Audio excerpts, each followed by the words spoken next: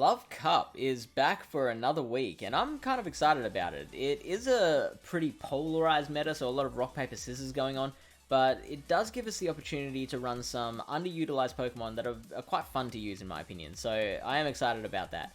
So I'm Fish from Palatown PvP, and we're going to take a look at the basics of the Love Cup meta in just 5 minutes. Now, this is just your basic look at the meta. If you want a full rundown of the meta with all the information and matchups you could want, we live streamed a chat about the meta on Tuesday night, and you can check out the video for that here. In the meantime, here's your basics, and we're basically going to look at the different typings that you'll expect to see in this meta. The first one being the fighters. Medicham and Scrafty up the top here. They both have very similar play with some slight differences, like for example, Medicham will really struggle against a Slowbro, where Scrafty will beat it quite handily. You've got Blaziken and Lycanroc, which are really good against your bug types. Well, better than what the top two options here are. Anyway, they are kind of held back a little by their lack of bulk, but I mean, they can hit those bugs very, very hard with that moveset. You've got your fire types, and Charizard is at the top of pretty much every meta now with that buffed wing attack.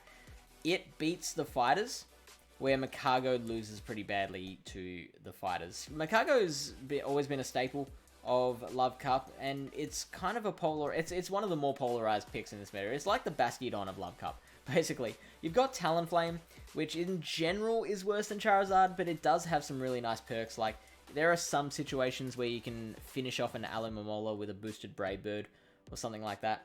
You got Blaziken, and Camerupt is there too, and Camerupt is weirdly high rated as a closer. So a closer being when shields are down on both players' sides. Camerupt is literally the highest rated Pokemon in the meta in that situation. So obviously you got to keep it well away from any water, but if you can, I think it actually does quite well. You've got normals, and really the only one worth taking a look at here is Miltank with the new addition of Rollout. It's not an exciting Pokemon, but it does beat a lot of really common cores, like Ariados and Alomomola, or Alomomola and Charizard. Like, it's one of the few things that can beat those cores, so worth a look for that reason. You've got your bugs and poisons, and Ariados is so good. Like, I really like Ariados. That cross poison gives you a small chance of a double attack buff, and if you get that buff, like, it wins things that you would not expect it to win, like Talonflame. It can beat Talonflame with an early boost. Galarian Slowbro, the psychic and poison typing defensively works really well in this meta. The offensive combination of your poison psychic, also very good, very versatile. Just keep it away from anything steel. Speaking of, we've got Wormadam Trash, which is a very hard counter to both of those. It really does well against anything poison and anything fairy. Pretty neutral against the waters, and obviously keep it away from your fire types. And then you've got Crustle, which with that Smackdown, a lot of people have been using it in the past to set up a shield advantage for the late game. Your water types, Alomomola is another one I really love. It's so safe against anything that, like, it can hang with anything that's not grass type. Seeking, Milotic, really nice. And the Slowpoke family, Slowbro, Slowking, they're all there with Galarian forms as well.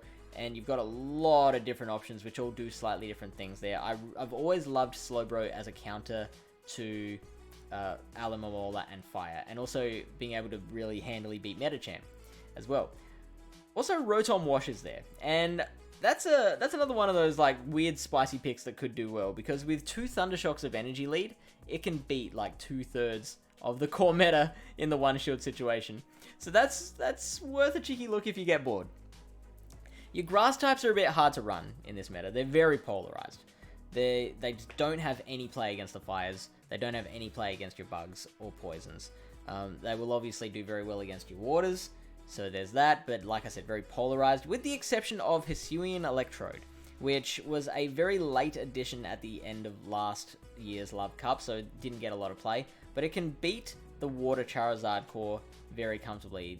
It gets to 2 Wild Charges quicker than what Charizard can get to a Dragon Claw and a Blast Burn, which means even if the Charizard baits you, you'll still get to the 2 Wild Charges to KO it. You've got your fairies, which are fairies. Crush dragons, crush fighters, keep it away from fire, steel, poison. No change there. We've got the dragons. Druddigon is a nice pick for all of its resistances. Resists water, resists fire, resists electric. Tyrantrum is a new addition, and it looks fun.